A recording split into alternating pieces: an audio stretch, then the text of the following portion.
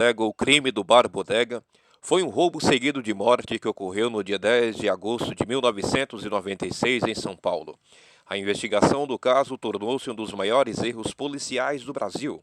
Marina Dias, diretora do Instituto de Defesa do Direito de Defesa, ressaltou a importância da imprensa para a democracia, mas reconheceu que neste caso houve um abuso por parte dela. Devido à repercussão do caso, a lei de toque de recolher foi alterada. Em 2019, foi um dos temas da série de reportagens produzida pelo Jornal da Cultura, Os Olhos que Condenam no Brasil, o caso Bodega. Ao prender vários inocentes no caso, a polícia foi questionada se torturou os suspeitos, incluindo uma das vítimas do assalto. Na época, a imprensa estampa nos jornais, sob o título de Presos Assassinos do Bar Bodega. Sob uma pressão da sociedade e com interesse em reportagens que dessem furo de notícia na época, rapidamente a imprensa encontrou culpados para condená-los. Mas o sistema judiciário, na época, agiu de maneira contrária. Viu que havia vícios, havia erros nas provas obtidas e desconfiou e foi atrás das investigações e foi aí que o rumo dessa história teve outro sentido. Os presos, verdadeiros assassinos que cometeram o latrocínio no Bar Bodega no dia 10 de agosto de 1996 foram corretamente presos e punidos, graças à ação da Justiça e o clamor da promotoria. Foi um crime que aconteceu no bairro Moema, um bairro nobre de São Paulo, em um bar, por volta das 2h30 da madrugada, no dia 10 de agosto de 1996. O crime aconteceu, por volta dessa madrugada, onde veio um assalto que veio ocorrer, algumas pessoas invadiram esse bar e teve como vítima o José Renato Tarran, dentista, e ajudante de odontologia Adriana Ciola, que eles veio ser vítima de latrocínio e de uma certa forma a imprensa e a população cobrou muito da polícia. E a polícia, por pressão e também por acusações da imprensa, prendeu 5 inocentes, pessoas negras que moravam ali num bairro periférico e infelizmente 5 inocentes. Mas o Ministério Público de São Paulo viu que tinha algo de errado e pediu para investigar o crime mais aprofundadamente e até mesmo colher depoimentos dessas pessoas. Eles falaram que foram torturados para vir confessar o crime e por isso o promotor de justiça pediu para soltar eles e cobrou um pouco da DHPP para que eles viessem investigar verdadeiramente esse crime.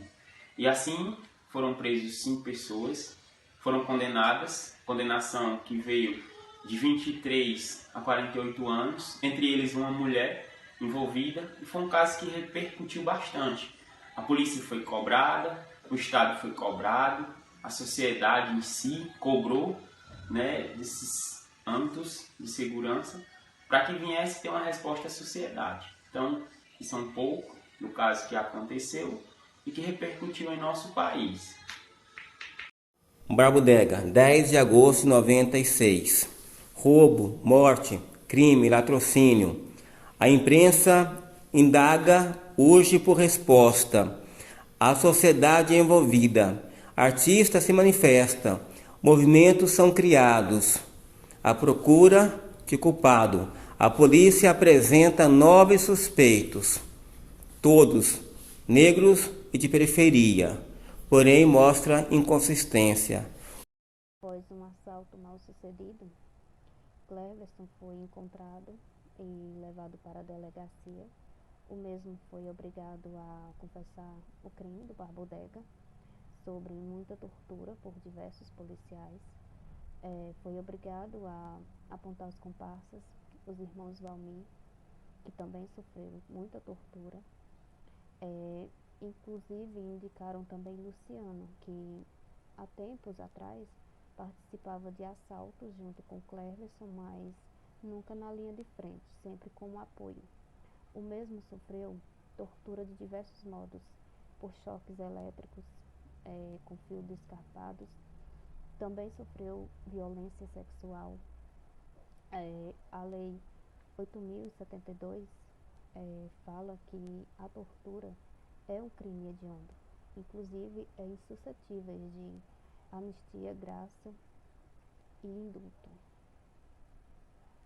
O processo racial na época repercutiu bastante, pois além da população, a polícia e a imprensa se acharam no direito de julgar esses garotos só porque eles eram negros e moravam em periferias, aonde eles foram presos inocentemente e lá eles confessaram, através de torturas, um crime que eles não fizeram. Graças à polícia, à PM, a polícia militar na época, através das investigações, conseguiu provas que não seriam aqueles garotos que tinham cometido o crime. Então a verdade veio à tona, onde os verdadeiros culpados eram pessoas brancas. Então o racismo tomou conta daquelas pessoas. Infelizmente, esses meninos sofreram, traumatizaram na cadeia, mas foram libertos. E os verdadeiros culpados foram condenados.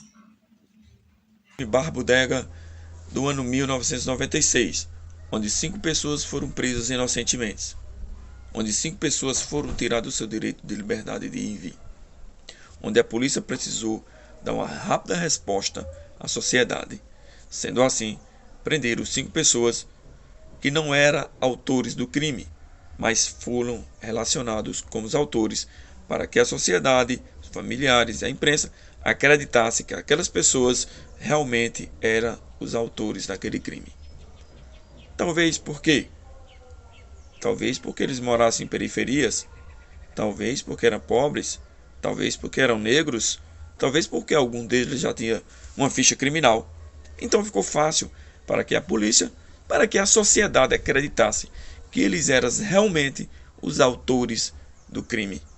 Te pergunto, se eles morassem numa classe média alta, se ele fosse branco, se eles não morassem em periferias, existiria esse preconceito social que existiu com essas 5 pessoas que foram presas inocentemente? Fica a minha pergunta e minha dica, e muito obrigado a todos. Basicamente, urge a necessidade de revisão não apenas no conceito de como tratar o preso no Brasil. Mesmo o fato tendo ocorrido há mais de 10 anos, muitos dos direitos dos relatos de tortura, prisão ilegal, dentre outros, são verificados dentro do nosso sistema carcerário. Buscou-se aqui analisar alguns pontos importantes. É incabível dentro de um Estado democrático de direito que assistimos às cenas bárbaras geradas pelo Estado e seus agentes. Ainda mais quando tais atos refletem justamente em aspectos repudiados pela Constituição Federal, no âmbito interno, assim pelo direito internacional, mais precisamente pela Carta de Direitos Humanos de 1948.